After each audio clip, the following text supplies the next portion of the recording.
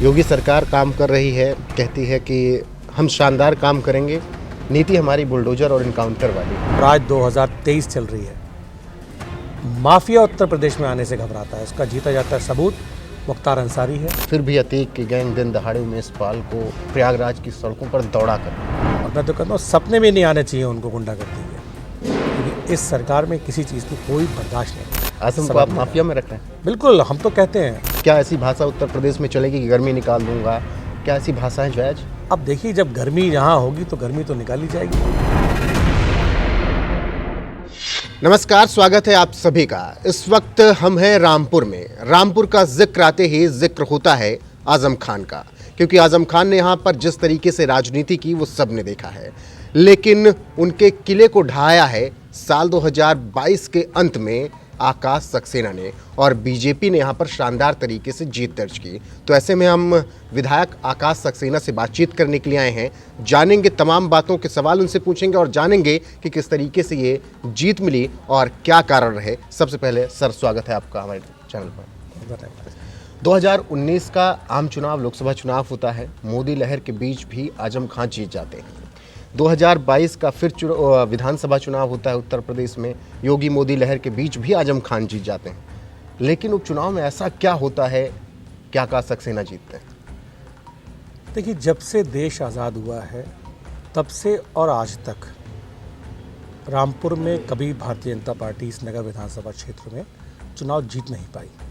ये बात अलग है कि बराबर से लड़ा और बराबर के हमेशा, चाहे वो जनता के बीच रह के संघर्ष की बात हो या चुनावों की बात हो, बहुत बराबर से बहुत रहे हैं। और ये भी बहुत सही बात है कि कश्मीर के बाद अगर हम देखें कोई अगर विधानसभा आती है तो वो रामपुर नगर विधानसभा है, जिसमें बहुत बड़ी संख्या में मुस्लिम आते हैं वोटर। 70% के आसपास यहाँ पर मुस्लिम हैं और 30% के आसपास यहाँ हिंदू हैं।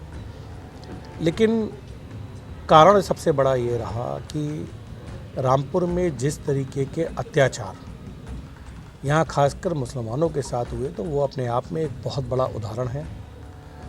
और देखिए, जब अत्याचार की एक लिमिट होती है, जब वो क्रॉस होती है, तो उसके बाद हमेशा एक नया सवेरा होता है, और इसी सवेरे के तहत ये भारतीय जनता पार्टी से चुनाव जीती। आपने जिक्र किया कि यहाँ के मुस्लिमों के साथ अत्याचार हुआ, लेकिन उपचुनाव के वक्त आरोप लगे कि धांधली हुई, चुनाव में मुस्लिमों को वोट नहीं डालने दिया गया, इसीलिए बीजेपी यहाँ पर जीती है। हालांकि बाद में मामला कोर्ट पहुंचा और कोर्ट ने क्लीन चिट दे दी कि ऐसा कुछ भी धांधली नहीं हुई।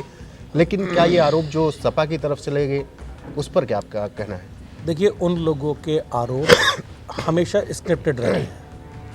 उनको तो ये तक नहीं पता कि चुनाव में किस दिन वोट डाले गए। रामपुर के जो उपचुनाव में समाजवादी पार्टी के बड़े नेता आते हैं और 3 तारीख को मंच से कहते हैं कि हमें वोट डालने नहीं दिए जा रहे, जबकि उनको ये नहीं पता कि पोलिंग 5 तारीख को है। उनको तो एक स्क्रिप्टेड बताया जाता है कि आपको ये बोलना है, और वो वहाँ बोल देते हैं, क्योंकि रामपुर हमेशा से ये कहा गया था कि ये केंद्र शासित ज़िला है। अखिलेश जी तक की कोई हिम्मत नहीं होती थी कि रामपुर के मामले में वो बोल सकें।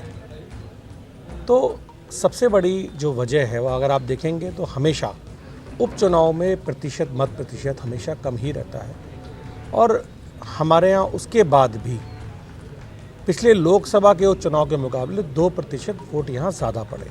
तो ये कहना गलत है कि वोट डालने तो नहीं दिए गए। आज भी अगर आप जाके अगर सर्वे करा लें तो मुझे तो लगता है कि जितने वोट मिले उससे कहीं ज़्यादा सर्वे में ये रिपोर्ट आएगी कि यहाँ से भारतीय जनता पार्टी। आपने जिक्र किया और ये बात हमेशा होती रही कि आजम खान का कद कह सकते हैं कि अखिलेश यादव से कम नहीं रहा उस सरकार में, लेकिन फिर आकाश सक्सेना ने कैसे दुश्मनी मोल ले लिया? 80 से ज़्यादा मुकदमे आपने कर दिए उन पर।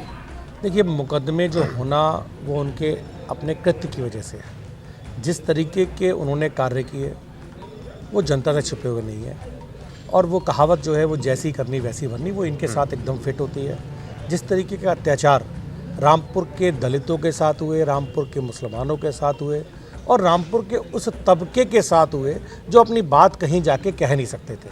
हमने सिर्फ एक अन्याय के खिलाफ लड़ाई लड़ी थी, और वो लड़ाई बहुत मजबूती के साथ अभी जारी है और हमेशा वो जारी रहेगी। वो पहला वाक़या जब आजम खान के खिलाफ आप केस करने गए हों, उसके बाद आपको कुछ धमकियाँ मिली हों?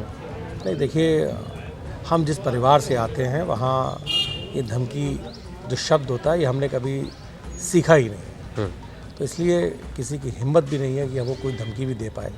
और रही बात इनकी, तो बुराई का हमेशा अंत होता है और यहाँ भी बुराई का अंत ही होगा। आज़म खान के दिन बहुत बुरे आए, जेल जाना पड़ा, पूरा परिवार जेल गया, सदस्यता भी चली गई। आरोप लगा फिर से कि जुल्म ढाया गया सरकार की तरफ से और जेल प्रशासन की तरफ से। देखिए, आज़म खान के विरुद्ध हर मुकदमा पेपर एविडेंस के आधार पर है, एक मुकदमा भी राजनीतिक नहीं है। पेपर एविडेंस ये होता है कि आपने अपने बेटे को विधायक बनाने के लिए 2 बर्थ सर्टिफिकेट बनवाए, और 2 बर्थ सर्टिफिकेट, लोग तो डेट ऑफ बर्थ चेंज करवाते हैं, इन्होंने डेट ऑफ बर्थ के साथ साथ डेट ऑफ प्लेस भी चेंज करवाया। उसका बर्थ प्लेस, जैसे एक बर्थ सर्टिफिकेट में रामपुर है और एक बर्थ सर्टिफिकेट में लखनऊ है। तो बहुत सारी चीज़ें ऐसी होती हैं कि ये तो खुद कानून के ज्ञाता हैं, कहा जाता है कि LLM है। उसके बाद इस तरीके के कार्य करना ये अपने आप में बहुत शर्मनाक है, क्योंकि वो ये सोचते थे कि उनके खिलाफ कोई कुछ बोल ही नहीं सकता। लेकिन एक ना एक दिन सुबह होती है और रामपुर में भी सुबह की शुरुआत हुई और वो आपके सामने है। तो जिस तरीके से इस सुबह की शुरुआत हुई, क्या रामपुर का मुसलमान अपने आप को सुरक्षित माने बीजेपी सरकार में? सुरक्षित मान रहा है, इसीलिए रामपुर के मुसलमान ने भारतीय जनता पार्टी को चुना है। अच्छा, एक ये भी कहा गया कि आज़म खान के जो बयान होते रहे, ये IS, PCS, DM के लिए जैसे शब्दों का प्रयोग करते रहे, वो शब्द मैं आपको बता देता हूँ कि ये 2 रुपए के नौकर जिनसे हम जूते साफ करवाएंगे, इस तरीके के बयान क्या उनकी राजनीति को नीचे तक नहीं ले गए? देखिए, आज़म खान ने हमेशा विवादित बयानों की वजह से ही सुर्खियों में रहना सीखा है, चाहे वो अधिकारियों के विरुद्ध बयान हो, न्यायपालिका के विरुद्ध बयान हो, या किसी भी ऐसे बड़े लोगों को जिसके बारे में आम आदमी कभी गलत सोच भी नहीं सकता। इन्होंने हमेशा वहाँ गलत शब्दों का उपयोग किया है, और मैंने आपसे कहा था कि जो जैसा करता है वैसा भरता है। आज वही चीज़ सामने है, तो इसलिए मुझे नहीं लगता कि इन सब चीज़ों में कुछ कहने की ज़रूरत है। जिस तरीके से इन्होंने यहीं के नहीं, देश में अलग अलग कोने में जो बड़े अधिकारी हैं उनके बारे में हमेशा इन्होंने गंदी भाषा का उपयोग किया, और वो सब आपके सामने है। तो क्या 2024 अगला सबसे बड़ी परीक्षा होगी रामपुर की? फिर उसके बाद 27 आएगा, तब तक देखा जाएगा, लेकिन 24 सबसे बड़ी परीक्षा है, आम चुनाव है। क्या माहौल रहेगा? क्या बीजेपी अब आश्वस्त है कि हाँ, अब रामपुर की सीट ना सांसदी की जाने वाली है ना विधायकी की, हमारी जितनी सीटें? देखिए, रामपुर में भारतीय जनता पार्टी हमेशा लोकसभा चुनाव, अगर आप देखेंगे तो मैक्सिमम लोकसभा के चुनाव भारतीय जनता पार्टी यहाँ से जीती है। और आज का जो समय है, 2024 में मोदी जी की जो कल्याणकारी योजनाएं हैं, योगी जी की जो कल्याणकारी योजनाएं हैं, ये हमारी प्रमुख जीत का जो कारण थी 2022 के उपचुनाव में, यही जीत का कारण बनेंगी 2024 में। हम लोग आज कोशिश कर रहे हैं कि लोगों के घर घर जाकर उनकी योजनाओं को, दोनों सरकारों की योजनाओं को उनके घर घर तक पहुंचा सकें। उसी कड़ी में अभी हमने कल चुनाव जीतने के 100 दिन पूरे होने के उपलक्ष्य में हमने कल रामपुर में लगभग 150 के आसपास जो प्रधानमंत्री योजना के तहत जो आवास आते हैं वो कल दिए हैं। जो पात्र थे उन सबको आवासों का जो आवंटन पत्र है वो दिया गया है। काशीराम योजना के तहत जो मकान दिए जाते हैं, कहने का मतलब ये है कि हर जगह हमारा कार्यकर्ता, हमारे पदाधिकारी जो दोनों सरकारों की योजनाएं हैं उनको घर घर जाकर दे रहे हैं। आपने कहा कि आजम ने जो किया वो उसे भुगत रहे हैं, लेकिन वो कहते हैं कि हमारे ऊपर तो मुर्गी चोरी, बकरी चोरी तक का आरोप लगा दिया, उस पर FIR दर्ज करवा दी, उस पर बुलडोजर ढहाने पे आ गया। वो ऐसे बयान देते हैं। देखिए, वो सिर्फ बयान देते हैं। हम तो कहते हैं कि एक बार किसी जिम्मेदार आदमी को वो डिबेट में बैठा लें, तब हम जनता को जवाब देंगे कि वो जो कहते हैं उसका अर्थ क्या है। रामपुर में 40 यतीम खाने के घर हुआ करते थे, अगर आप जाकर देखेंगे वहाँ, और वो घर ऐसे थे कि 100 साल से के आसपास, 100 सालों से वो लोग अपने घरों पर पन्नी और छप्पर डालकर रह रहे थे। आज़म ने उनकी ज़मीनों पर अपना व्यक्तिगत स्कूल, रामपुर पब्लिक स्कूल के नाम से, जो कि जौहर ट्रस्ट की एक संस्था है, वो स्कूल बनाने के लिए वो जगह खाली कराई। रात के अंधेरों में अपनी पुलिस को लगाकर, प्राइवेट पुलिस भी थी उसमें इनकी, और इनके कार्यकर्ता थे, रात के अंधेरे में 3 बजे के आसपास उनको सबको बेघर किया। और वो बेचारे, उनकी जीविका थी। आप सोचिए, जो बकरी का दूध बेचकर जो अपनी परिवार का पालन पोषण करे, आपने उनके घरों को ढहा दिया। उनकी जो घरों में बकरियां थी, उनके घरों में जो भैंसें थीं, उन सबको उनके कार्यकर्ता लूट कर ले गए। तो अब वो गरीब लोग अपनी एफआईआर तो करेंगे, और जिसकी जो जीविका है, अगर आप उसकी जीविका ही छीन लेंगे तो उसके पास फिर रास्ता क्या है बिना एफआईआर करवाए। समाजवादी पार्टी के समय में उन्होंने कोर्ट के माध्यम से ये एफआईआर करवाई थी, जिसका अब भारतीय जनता पार्टी की सरकार आने के बाद 2018 में संज्ञान लिया गया, और उसी के तहत ये मुकदमे दर्ज हुए थे। आपने कहा कि वो उन लोगों पे जुल्म ढाते नजर आए जिनके पास जो आजीविका का साधन था, बकरी, भैंस या मुर्गी, लेकिन उनकी भैंसें तो यहाँ पुलिस ढूंढती थी। मेरा कहना यही है कि लेकिन आजम की भैंसें तो पुलिस ढूंढती थी। बिल्कुल, हम बता रहे हैं। आज आजम ने अपनी सरकार में अपनी भैंसों को ढूंढने के लिए रामपुर ही नहीं, उत्तर प्रदेश की पुलिस लगा दी, और खुद उन लोगों की भैंसों को, उन लोगों की बकरी को, उन लोगों की मुर्गी, और आप इसको इतनी छोटी चीज़ मत समझिए, वो उनकी जीविका थी उनकी। आप जब उनकी जीविका को ही वहाँ से छीन लेंगे तो आदमी मुकदमा लिखवाएगा, और फिर कोर्ट का निर्णय जो भी होगा वो सबको स्वीकार होगा। सारे मुकदमे आज लगे हुए हैं, सारे मुकदमे की पैरवी चल रही है, और हमें लगता है उन लोगों को भी न्याय मिलेगा, और मिलना भी चाहिए। आज वो 40 परिवार बिल्कुल बेघर हैं। उत्तर प्रदेश सरकार ने उनको रहने की जगह दी हुई है। तो मुझे लगता है पूरा कोर्ट का निर्णय जब आएगा तो उसमें उनको उचित सज़ा मिलेगी। बिल्कुल, जिन लोगों को भी हटाया गया, जौहर विश्वविद्यालय बनवाया गया, उन सबको सरकार ने घर दे दिया, मकान दे दिया, वह रह रहे हैं। लेकिन मेरा फिर यही सवाल है कि खबरें आती रहती हैं कि जौहर विश्वविद्यालय गिरा दिया जाएगा। शायद चलिए जो कुछ हुआ पूर्व में वो गलत था, लेकिन क्या आप जौहर विश्वविद्यालय में सरकार अपने अंडर में लेकर, अपने ट्रस्ट में लेकर, फिर वो जिनको विस्थापित किया गया उनके बच्चों को क्या पढ़ाया नहीं जा सकता? विश्वविद्यालय गिराना मुझे तो लग रहा है कि उचित नहीं होगा। क्या आप विधायक होने के नाते ये सजेस्ट करेंगे आगे चल के कि नहीं, विश्वविद्यालय रहने दिया जाए, सरकार के अंडर में आ जाए? नहीं, ये कभी किसी ने नहीं कहा कि विश्वविद्यालय को गिराया जाएगा, कभी किसी ने नहीं कहा। ये आश्वस्त रहे ना, रामपुर उत्तर प्रदेश की शिक्षा का मंदिर नहीं गिरेगा। वो कैसे बनाया गया वो अलग बातें रहीं, लेकिन अब उसे सुधारा जाएगा। उत्तर प्रदेश सरकार हमेशा शिक्षा के लिए कार्य करती आई है। आजम ने हमेशा शिक्षा का व्यवसायीकरण किया, और ये हम नहीं कह रहे हैं, ये हाई कोर्ट ने कहा। अभी एक मुकदमे में हाई कोर्ट ने अपने निर्णय में बहुत साफ साफ कहा कि आजम खान ने मंत्री रहते हुए पदों का दुरुपयोग करते हुए शिक्षा का व्यवसायीकरण किया, जौहर यूनिवर्सिटी को एक प्राइवेट यूनिवर्सिटी बनाया, सरकारी पैसे से इस यूनिवर्सिटी को खड़ा किया। और ये हमने नहीं कहा, ये हाई कोर्ट ने कहा। उत्तर प्रदेश सरकार हमेशा से ही शिक्षा को आगे बढ़ाने का कार्य करती है, और अभी भी हमारी मंशा यही है कि इस विश्वविद्यालय को और बड़ा विश्वविद्यालय बनाया जाए, जिसमें रामपुर के ही नहीं, उत्तर प्रदेश के देश विदेश के छात्र आके पढ़ें। तो ये कहना बिल्कुल गलत है। और रही बात अभी जो शोध संस्थान है, आजम ने अपनी सरकार में सारे नियमों को ताक पर रखकर शोध संस्थान के नाम एक जगह अलॉट करवाकर सरकारी पैसे से वो बिल्डिंग बनवाई, और उसको रातों रात अपने जौहर ट्रस्ट के नाम करवा लिया, और उस ट्रस्ट में रामपुर पब्लिक स्कूल वहाँ चलाने का काम किया। लोकसभा में खड़े होकर बयान देते हैं कि मैं अपने स्कूल में बच्चों को 20 रुपये में पढ़ाता हूँ, लेकिन ये नहीं बताते हैं कि 20 रुपये घंटा लेता हूँ, 20 रुपये दिन लेता हूँ, या 20 रुपये महीना लेता हूँ।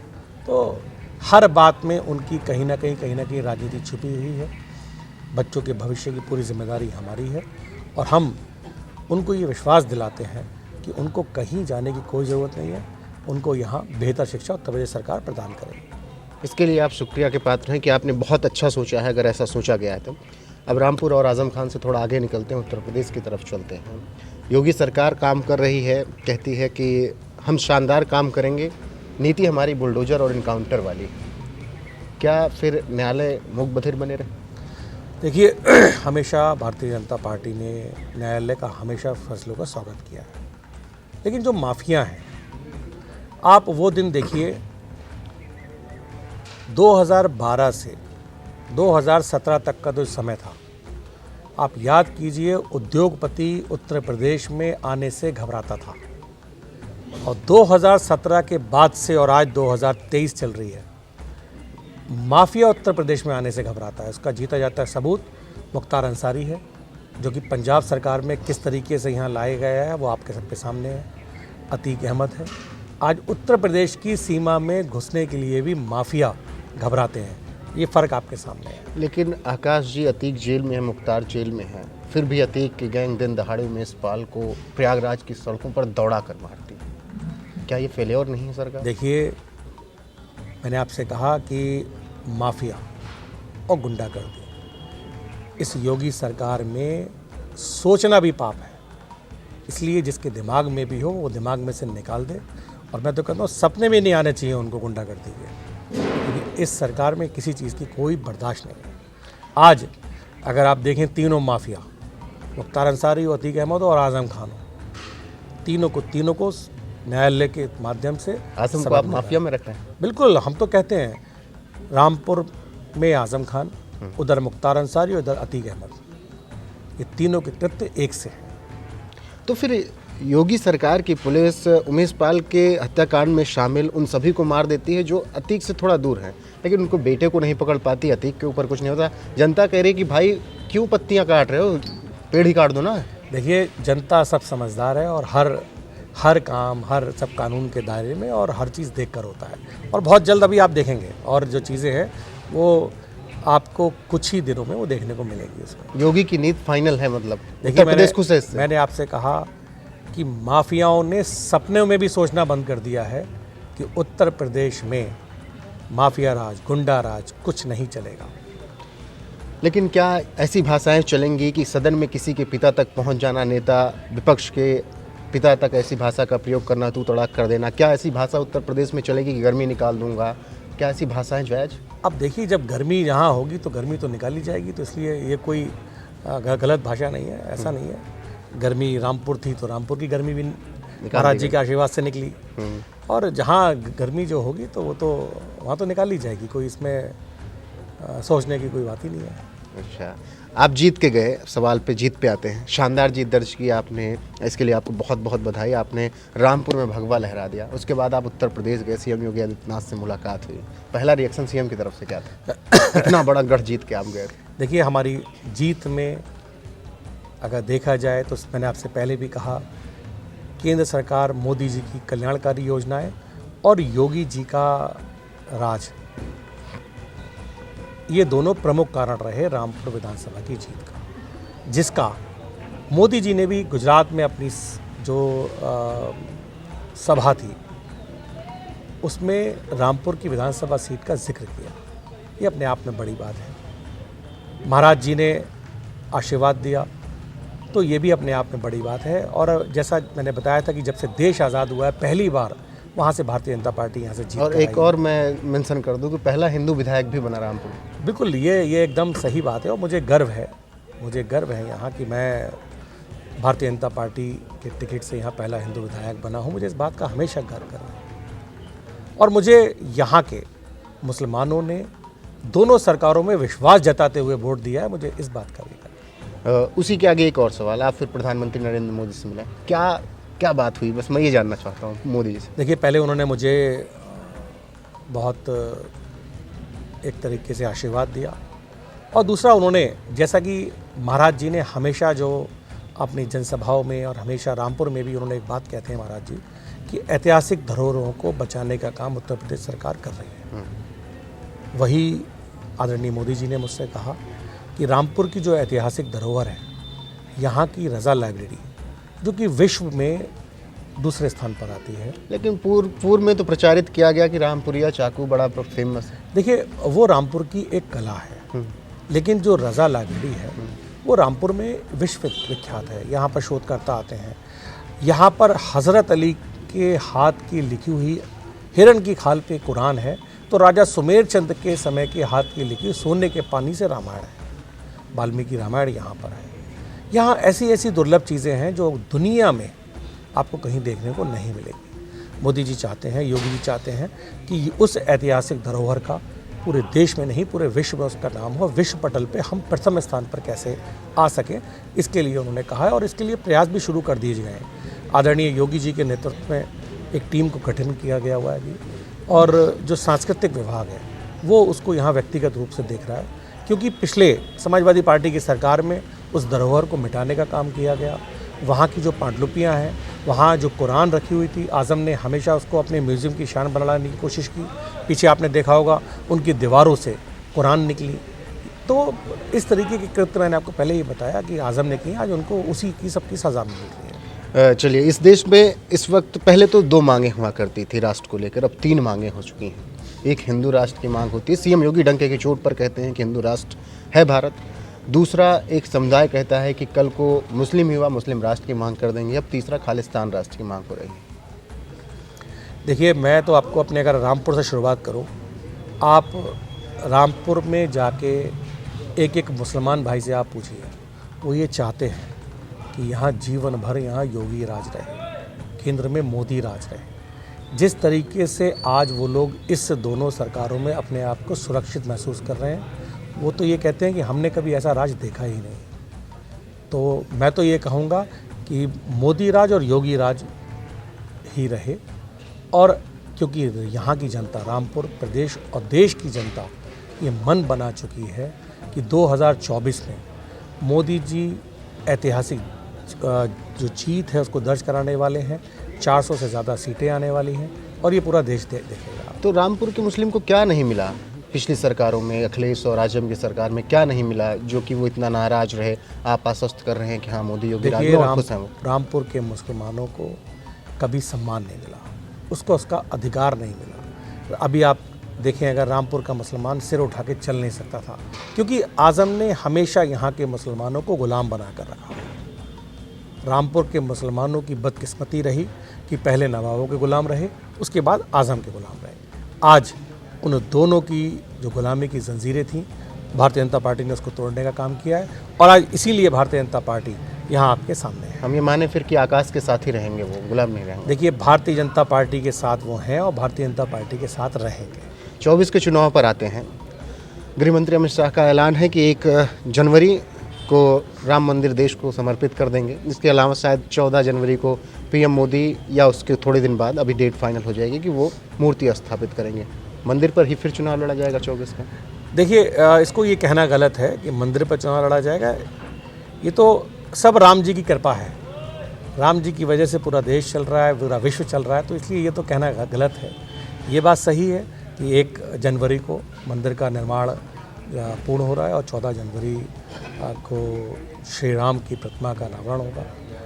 तो ये तो देश राम के नाम पर है। हर काम में हम तो कहते हैं कि राम में ही सब कुछ है, तो इसलिए ये तो इसको राजनीतिक राम में ही जो रम गया, सब राम राम राम कहिए और ठीक मस्त है, रहिए। सच में बिल्कुल, आप बिल्कुल सही कह रहे हैं। राम का ही देश है और राम ने जिस तरीके से इस देश में, उनका नाम लीजिए और उद्धार होता है, ऐसा आपका कहना है। लेकिन इसी देश में महबूबा मुफ्ती, जो कि एक वक्त सवाल जवाब करती हैं राम मंदिर पे, आज वो शिव मंदिर जाकर जलाभिषेक कर रहे हैं। देखी होगी तस्वीरें आपने? अभी तो देखिए, अभी कौन कौन मंदिर जाएगा। मैंने कहा ना कि राम की शरण में तो सबको आना ही चाहिए, क्योंकि जहाँ राम का नाम है वहीं कल्याण है। इसलिए अभी तो आप देखते जाइए कौन कौन अभी और जाएगा। 24 के चुनाव में कितनी सीटें आप देख रहे हैं फिर? देखिए, उसको गिनती के रूप में बताना तो एक अजीब वो रहेगी, लेकिन अब तक मेरा ये दावा है कि विश्व में ऐसी ऐतिहासिक जीत शायद ही किसी देश ने की होगी जो आज भारतीय जनता पार्टी। लेकिन अखिलेश यादव कहते हैं कि हम तो केशव प्रसाद मौर्य खुला ऑफर देते हैं कि 100 विधायक लेके आ जाइए। मैंने आपसे कहा ना, इन लोगों के पास सिवाय इन सब चीज़ों के कोई मुद्दा नहीं। जो इनकी पीआर टीम लिख कर दे देती है वो ये बोल देते हैं, उन्हें यही नहीं पता कि क्या बोलने जा रहे हैं। हर चीज़ स्क्रिप्टेड है। उनकी टीम ने उनको पहले लिख के दे दिया कि रामचरितमानस विवाद स्क्रिप्टेड था। मैं आपसे कह रहा हूँ, हर चीज़ स्क्रिप्टेड है इनके यहाँ। इन्होंने अपनी टीम से ये लिख के ले रखा है कि अब हमें ये स्टेप उठाना है, अब ये उठाना है। इनको ये पता ही नहीं कि राजनीति किस तरीके से आगे चल रही है, क्या बोलना है। और ये सब चीज़ कहना बिल्कुल गलत है, क्योंकि आज जनता चारों तरफ राम राम जप रही है, ये आप देख रहे हैं। तो इन सब बातों का कोई असर नहीं है। लेकिन जनता थोड़ा महंगाई से भी परेशान है काशी। देखिए, मैंने आपसे कहा ना कि जब राम जी हैं, राम जी आएंगे तो सब चीज़ें अपने आप सब ठीक होंगी और उसमें कोई सोचने की विषय नहीं है। चलिए, एक आखिरी सवाल।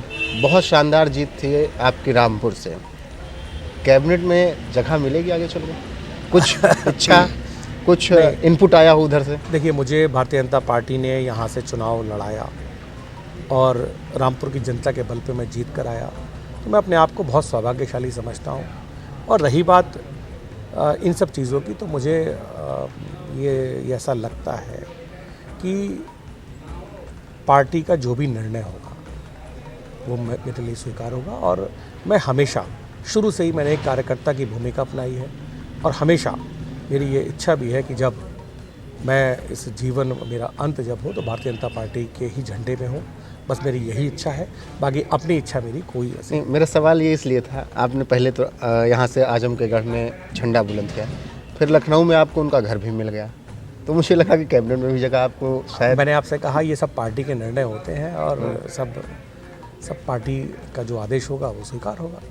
चलिए, तो ये थे हमारे साथ इस वक्त रामपुर सदर से शानदार जीत दर्ज करने वाले आकाश सक्सेना, जिन्होंने आजम के गढ़ को ध्वस्त किया और शानदार तरीके से यहाँ पर भगवा लहराया। हमने आपको बताया कि आज़ादी के बाद से पहला हिंदू विधायक भी यहाँ पर मिला है और उन्होंने साफ शब्दों में कहा है कि आजम खान जो कुछ भी आज भुगत रहे हैं सब उनके कर्मों की सज़ा है और राम का नाम लीजिए, सब कुछ अच्छा होगा।